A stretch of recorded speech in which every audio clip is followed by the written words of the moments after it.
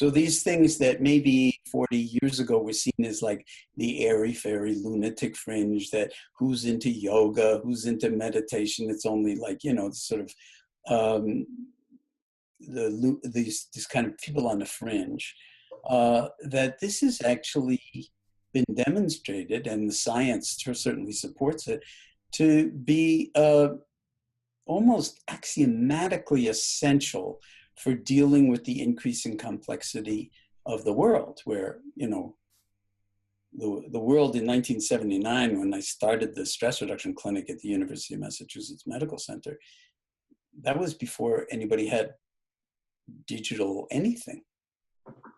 And now we're in this digital era where, the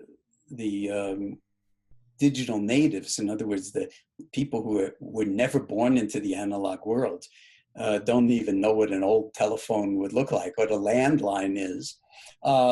They're living in an alternate universe from what we grew up in.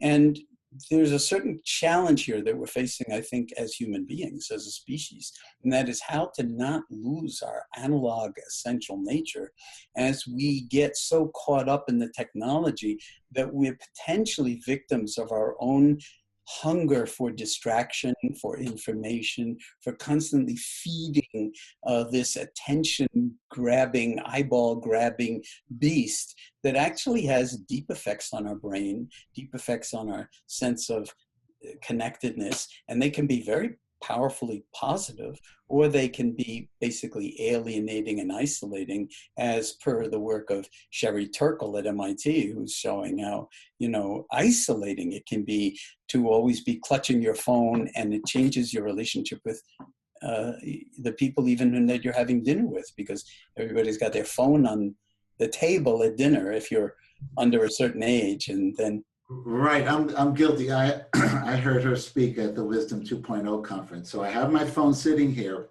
But one of the stats that she said that I think was fascinating, that even if you turn your phone face down, the quality of conversation is improved. Yeah. At least going to turn my phone face down now. Yeah. Well, you've shut it off already anyway, right? But but that's right. This has a power that I don't think anybody ever realized, including, because I know you've met him, and I know him, Tony Fadell, who headed up the iPhone design team. And even though they basically did design it to be maximally addictive, I don't think even the smartest of them realized what the kind of emergent independent impact of the power of the digital devices, portable wireless devices, was going to be.